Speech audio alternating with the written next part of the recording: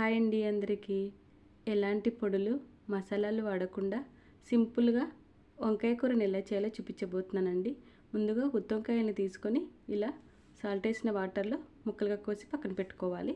Stove పై కడాయి పెట్టి తగినంత oil వేసి ఆవాలు, జీలకర్ర, మీడియం సైజ్ ఉల్లిపాయ ముక్కలు, కరివేపాకు, పసుపు, తగినంత సాల్ట్ వేసి ఉల్లిపాయలు గోల్డెన్ బ్రౌన్ కలర్ వచ్చాక 1 టీ స్పూన్ అల్లం వెల్లుల్లి పేస్ట్ వేసి 2 నిమిషాలు ఫ్రై చేశాక 5 సన్నగా తరిగి పెట్టుకున్న టమాటా ముక్కల్ని వేసి మెత్తగా మగ్గనివ్వాలి. టమాటాలు ఇలా మగ్గాక వంకాయ ముక్కలు కూడా వేసి మధ్య మధ్యలో కలుపుతూ ఉండాలి.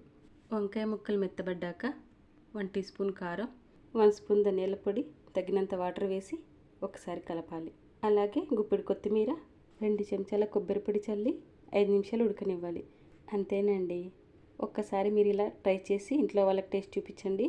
మళ్ళీ ఇలాగే చేయమని అడుగుతారు.